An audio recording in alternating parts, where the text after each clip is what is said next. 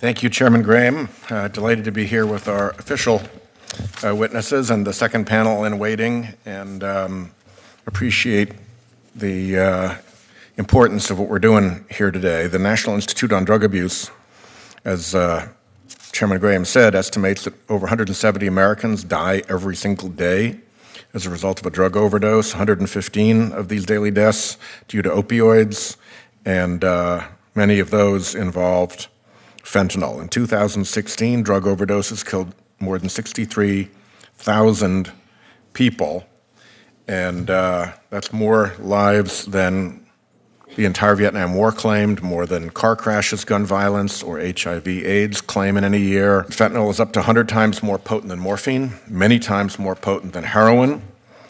Many drug users are not aware that their heroin is laced with fentanyl, and fentanyl sold on the street is almost always manufactured in a clandestine or foreign lab, so it can have unpredictable effects.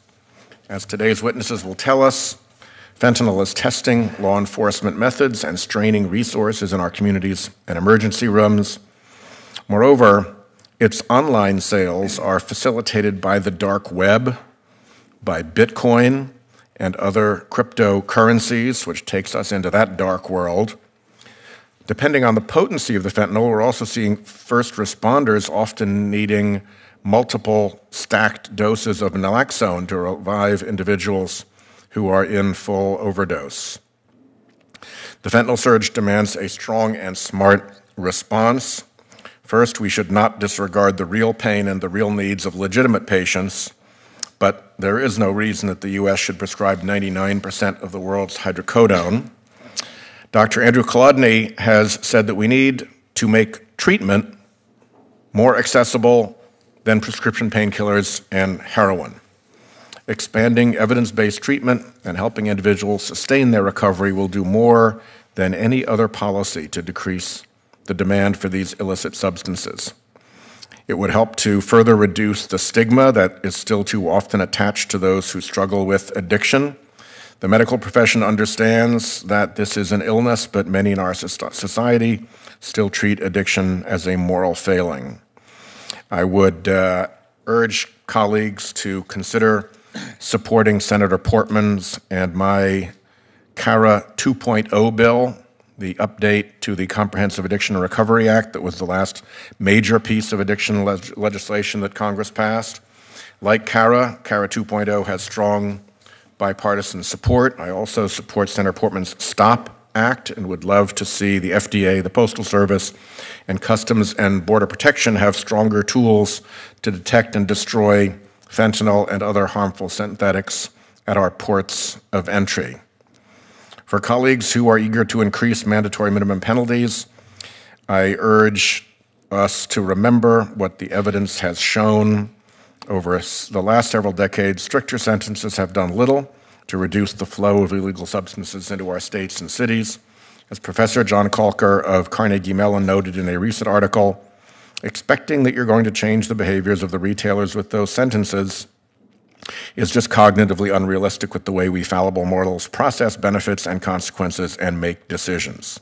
It's an expression of our outrage and frustration. It's not very practical. I'm grateful to our witnesses for their courageous work on the front lines of this battle and for being here today to help us find a way to loosen the grip of fentanyl in our communities. Thank you, Chairman. Thanks.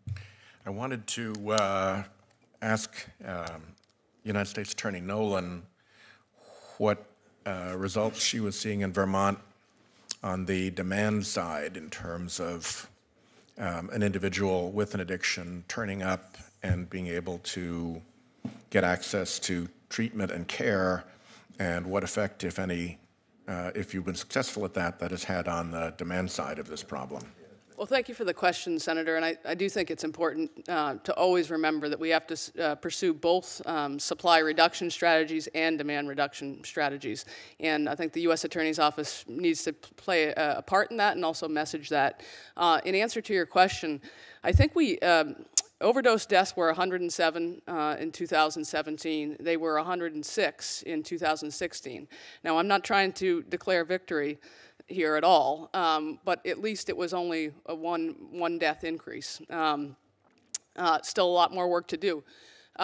We have a robust hub and it's called a hub and spokes model, medically assisted treatment program.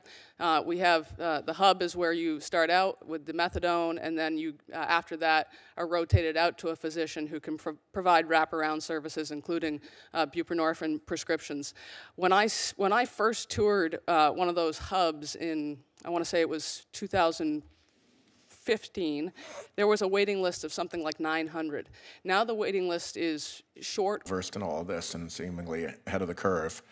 Mr. Chester, tell us a little bit about the dark marketplace for this. Chairman Graham and I are both very interested in the roles of Bitcoin and cryptocurrencies and the dark web in supporting this and other criminal enterprises. How close is the linkage? What should we know about it, and what should we consider doing about that linkage? Yes, sir. It's a it's a relatively new and particularly pernicious aspect of what we're dealing with, because synthetic opioids that are as powerful as fentanyl can be shipped in very, very small packages, and so they're very hard to detect as they come through the mail or through express consignment. On the dark web is very basic anonymizing technology that allows an individual who's surfing on the dark web to be able to mask their IP address and to be able to essentially mask their digital identity. And although there are some drug sales that take place on the clear web, the majority of the effort is going against the dark web because it's particularly hard to interdict. There are tens of thousands of internet marketplaces, simple web pages where sellers can post their product. Individuals can surf around on the dark web and find the product and then purchase it. And they use, as you said, Bitcoin or any one of the other thousands of cryptocurrencies that are available. And the transaction is completely anonymous. Essentially, the individual posts the payment into their Bitcoin wallet. It goes to the seller. And then it's shipped to the buyer through the mail or through express consignment. We have seen some cases where the sellers will guarantee delivery. We've seen some cases where if it's not delivered, the individual can let the seller know that it was interdicted or didn't get to them, and the seller will send them another one. The quantities are incredibly small. Anywhere from 500 to 600 grams, basically, which is given the potency of fentanyl, is a lot of doses of fentanyl and potentially fatal doses, but it's also done at... But it's not a very big package. But it's not a very big package, and it's also done at a dollar level that is so low that it doesn't raise suspicion and trigger a lot of the things that we have under things like the Bank Secrecy Act. And so the anonymizing technologies of the dark web, the availability on the internet, and the ability to be able to ship these in very, very small packages that are hard to detect has very much accelerated the growth of the sales of fentanyl and illicit opioids in the United States. And of course, quality control is virtually non-existent, so people are buying a product that they have no idea how deadly or potent it is. That's correct. From seizure data, there is a fundamental difference between the seizures that CBP sees on the southwest border over the land and what gets shipped through the mail. Generally, seizures involving fentanyl on the southwest border tend to be very, very impure.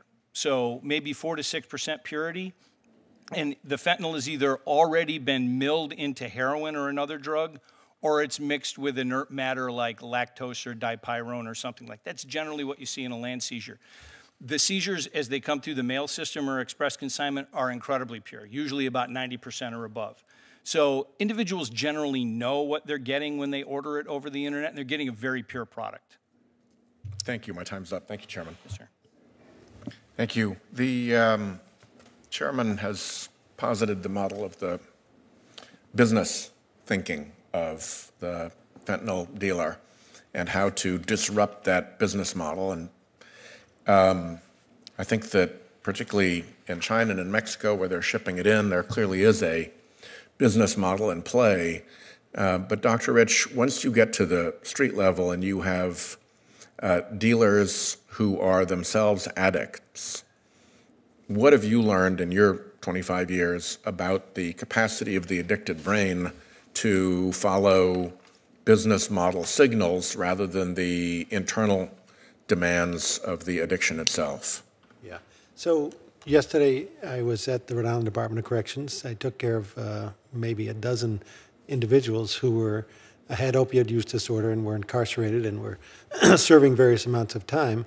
And I said, I'm coming to this proceeding, and asked them about would they, would increased penalties change what they're doing? And unanimously, the answer is no. They whether it's Once you're addicted, that's the thing that drives your thinking. yeah, in a nutshell, right? And they would go to dealers and they would pass it on to someone else. So these are low-level dealers that are going to be impacted by mandatory minimums. And you heard the last panel say that that having prosecutional discretion would allow for some, but this bill is talking about mandatory. So there's no discretion. So these individuals who are caught up in doing what they have to do to survive are going to fill up our prisons, and we're not going to be any better off. Chief Miller, your testimony describes a dark web purchase, and I have two questions about that. One, how frequent is it that dealers masquerade the pill as something more or less benign, like an aspirin or a Xanax or a birth control pill, in order to get it through the mails as cover? And does that create a significant risk of inadvertent poisoning by somebody who thinks that they're actually getting a Xanax or an Advil or whatever it is? Is that a fairly common practice? And B, how did you crack the dark web aspect of this case? How did you crack the anonymity that it provides? So we were contacted, I'll answer the last part of that question first. We were contacted by the Portland HSI task force, and they had responded. Some of the Vice and the Portland Police Bureau Vice and Narcotics team members that are part of that task force had responded to the scene of that death, and they were investigating that along with the Portland Police Bureau. And as they mined the data, they were tracing back where the purchase possibly came from. And that's how they tracked it. You got that far. You got from the victim back to the dark web, and then the investigation shut down because of the dark web. Well, they were able to identify where that dealer was from, where the packages were coming from. Got as it, well. because they could track the packaging. Right. So then we were able to work back from there. So our two task force got together and they worked through that. The dark web is difficult, and local police departments don't know a whole lot about how to navigate it.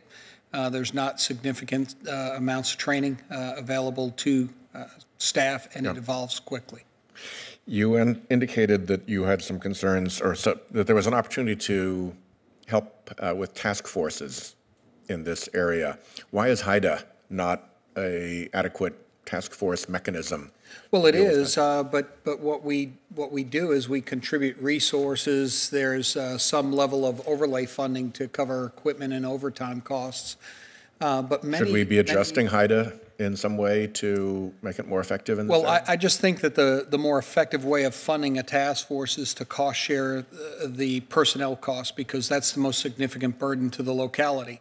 And the localities are asked to really pony up the majority of the resources. So if you just look at the DEA task force in our community, so adjust the cost sharing a little bit to help the locals more. Yeah, we have eight. And what are you seeing by way of hazard to your officers and to first responders from exposure to fentanyl during the course of arrests and responding to overdoses and so forth? So the risks are great. And a number of departments have changed or are changing their policies really all across the nation about if it's a white powder substance, an unidentified substance, you stop, you don't process it. We purchased the TrueNarc.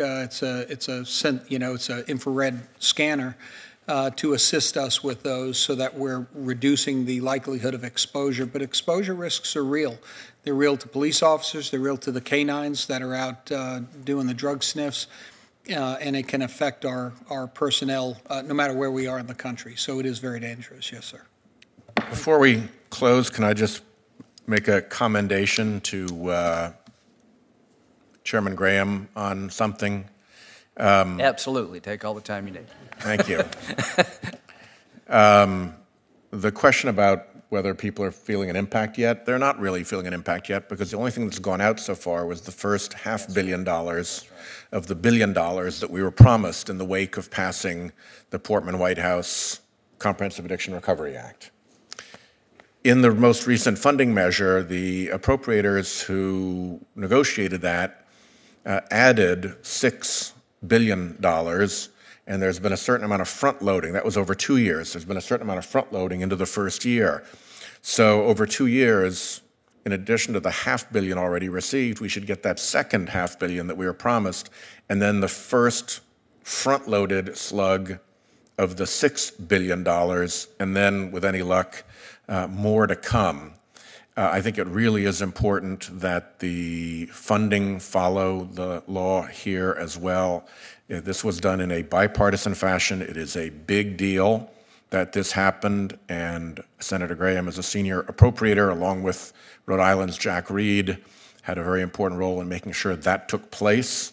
We need to keep the pedal to the proverbial metal by way of scaling this. $6 billion is terrific, and it's a big step up from where we were, but the tax bill gave the Warren Buffett Fund $29 billion. So there's still room for making sure that we address this in a responsible way. But the big step up that we made was much thanks to the bipartisan appropriators, and as a cardinal on that, Senator Graham is one of the key leaders.